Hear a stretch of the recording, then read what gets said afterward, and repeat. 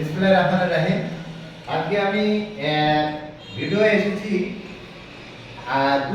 একটি বিষয়, একটা ইম্পর্টেন্ট একটি বিষয় বলার জন্য। আশা করি আপনারা এই বিষয়টা শুনবেন, তাহলে আপনার ব্যাটারি আপনি ভালো রাখতে পারবেন। সেটি হচ্ছে, আপনার ব্যাটারি নষ্ট হচ্ছে, আপনি এটি বুঝবেন কি করে। এটা হচ্ছে, আপনার ব্যাটারি নষ্ট হচ্ছে তার প্রথম কারণটা আপনাকে বলি। সেটা হচ্ছে, যদি আপনার ব্যাটারিতে পানি খায়, যদি আপনার ব্যাটারিটি প্রতি মাসে চারবার পানি খায়, বা 3বার পানি খায়, বা 5বার পানি খায়, তাহলে আপনি ধরে নেবেন আপনার ব্যাটারি নষ্ট হওয়ার পথে যাচ্ছে। তাহলে আপনি কিভাবে এটা দ্রুত সমাধান করবেন? সেটা হচ্ছে, পানি খাওয়ার দুইটি কারণ। আপনার ব্যাটারিতে পানি খাওয়ার দুইটি কারণ যদি আপনি 1 মাসের মধ্যে এটা সমাধান করতে পারেন, তাহলে ইনশাআল্লাহ আপনার ব্যাটারি আর নষ্ট হবে না। যদি আপনার ব্যাটারিতে পানি খাওয়া অব্যাহত থাকে, প্রতি মাসে 4টা বা 5টা পানি খায়, 4টা বা 5টা পানি খায়, তাহলে আপনি ধরে নেবেন 4বার বা 5বার পানি খায়, তাহলে আপনি ধরে নেবেন আপনার ব্যাটারিটা নষ্ট হওয়ার পথে যাচ্ছে। 1 মাস পার হওয়ার আগে এর সমাধান দিতে হবে।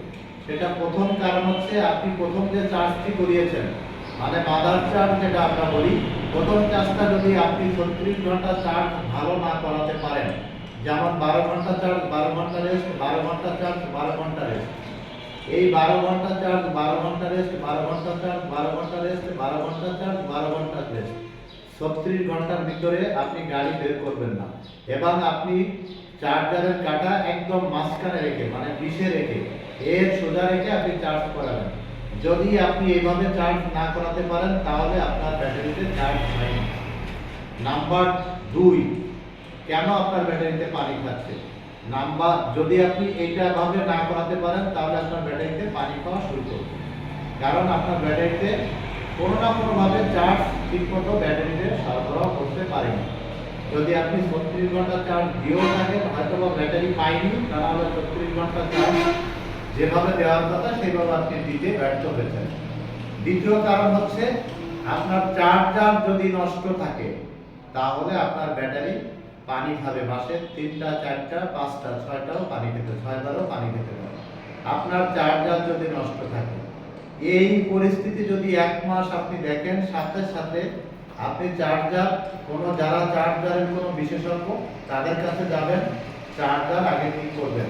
যদি দেখেন আপনার চার্জারের কোনো প্রবলেম নেই, মানে আপনার চার্জার ওকে আছে, আপনি মিস্ত্রির কাছে যেয়ে দেখবেন যদি চার্জার ওকে না থাকে, তাহলে আপনি ওই চার্জারটি ভালো তামা দিয়ে আপনি চার্জারটা বাঁধাতে পারেন। তা না হলে আপনি ইম্পোর্টের একটি চার্জার, অরিজিনাল চায়না স্ট্যান্ডার্ডের একটি চার্জার কিনে আপনি ব্যাটারিতে 14 ঘন্টা করে 2 দিন চার্জ দেবেন। দেখবেন আপনার 2 দিন 3 দিন 4 দিন, আপনি 1 সপ্তাহ কন্টিনিউ চার্জ দেবেন, বেশি চালাবেন কম, আপনার ব্যাটারির পানি খাওয়া বন্ধ হয়ে যাবে।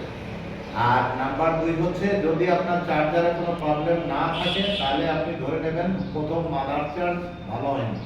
সেক্ষেত্রে আপনি প্রতিদিন 2 ঘন্টা করে চার্জ বেশি দেবেন, চালাবেন কম। মানে আপনি 2 ঘন্টা চার্জ বেশি দেবেন, আপনি চালাবেন 100 কিলো, আপনি 2 ঘন্টা চার্জ বেশি দেবেন, চালাবেন 90 কিলো, 2 ঘন্টা চার্জ বেশি দেবেন, চালাবেন 80 কিলো। এভাবে আপনি 10 দিন করবেন, মানে 5 কিলো করে কম কম চালাবেন, 10 কিলো বা 5 কিলো করে কম কম চালাবেন। 10 দিনের ভিতরে আপনার ব্যাটারি রিকভারি হয়ে যাবে। আশা করি আপনারা বুঝতে পেরেছেন। আপনার ব্যাটারিতে পানি খেলে প্রথম মাদার চার্জের জন্য খেতে পারে, আর আপনার চার্জারের প্রবলেমের জন্য আপনার ব্যাটারিতে পানি খেতে পারে। সেক্ষেত্রে আপনাকে কী কী করতে হবে সেটা আপনাকে বললাম। আশা করি আপনারা আমাদের সাথেই থাকবেন। আমাদের এমআর ট্রেডের পক্ষ থেকে ভালো ভালো টিপস পাবেন ইনশাআল্লাহ। এটা মনে রাখবেন। সবাই ভালো থাকবেন, সুস্থ থাকবেন, সুন্দর থাকবেন, এমআর ট্রেডের সাথেই থাকবেন। আল্লাহ হাফেজ।